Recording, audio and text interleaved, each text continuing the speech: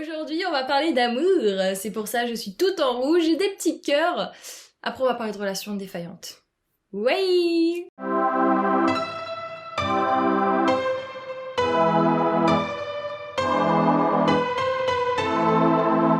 Bon les gars, ça fait 6 fois que j'essaye de faire cette vidéo, je n'en peux plus. Je devais vous la publier samedi dernier, sauf que je me suis rendu compte que mes cheveux faisaient ça pendant tout le long.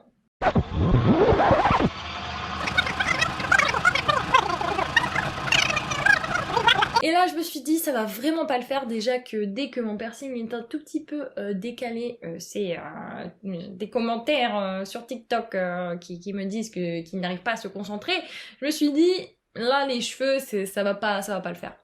Donc, je vous refais cette vidéo, je vais essayer de la faire un peu plus en improvisation, parce que, bon, clairement, au bout de 6 fois, moi, je n'en peux plus de dire la même chose.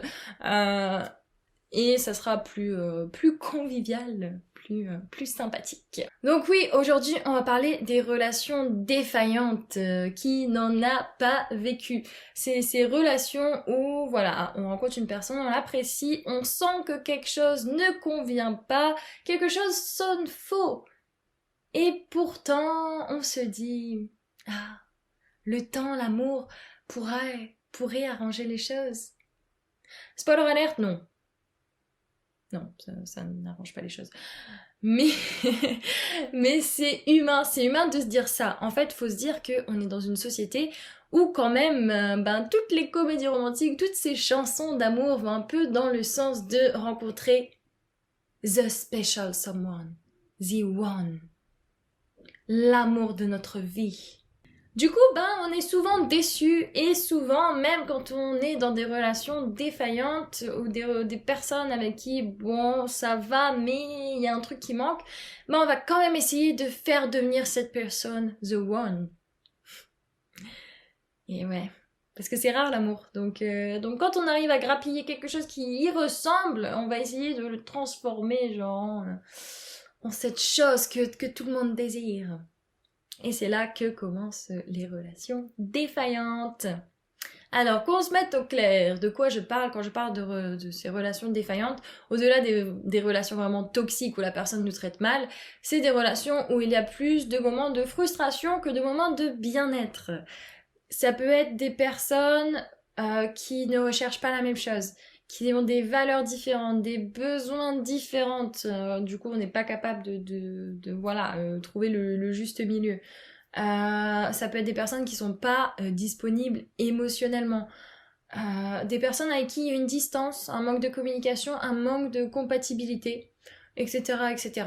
Mais pourquoi restons dans sa relation? Parce qu'on a l'espoir que ça s'arrange. On peut aussi avoir un manque de confiance en soi, peur de la solitude, peur du rejet, besoin de validation. Et quoi de mieux que quelqu'un avec qui on n'est pas vraiment compatible pour ça? Puisque bien sûr on va se dire, ah, je ne suis pas assez, ou je suis trop, ou ça ne va pas, alors que non. C'est juste que ces deux personnes ensemble, ça ne colle pas, et voilà. Est-ce que c'est grave en soi de vivre des relations défaillantes? Bien sûr que non. C'est super instructeur si on arrive à prendre le recul nécessaire. Parce que on peut des fois en fait avoir tellement envie de faire en sorte que ça marche qu'on va se remettre en question, on va douter de soi, on va vraiment se mettre de la pression, beaucoup de pression sur les épaules, alors que c'est pas notre faute si cette relation ne marche pas. Une relation, c'est deux personnes. Si la relation ne marche pas, c'est qu'elle n'est pas faite pour marcher. Mais en aucun cas, c'est vous qui pouvez créer quelque chose par magie. C'est pas comme ça l'amour. Moi, ce qui m'a aidé à mieux vivre les relations défaillantes, c'est de réaliser que mettre fin à une relation défaillante, c'est une preuve d'amour pour soi et aussi pour l'autre.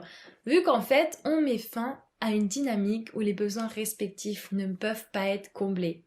C'est-à-dire qu'au lieu d'essayer de se changer pour que la relation marche, on dit à l'autre, non, reste comme tu es, moi je reste comme je suis, juste pour ça, on doit faire notre route chacun de notre côté.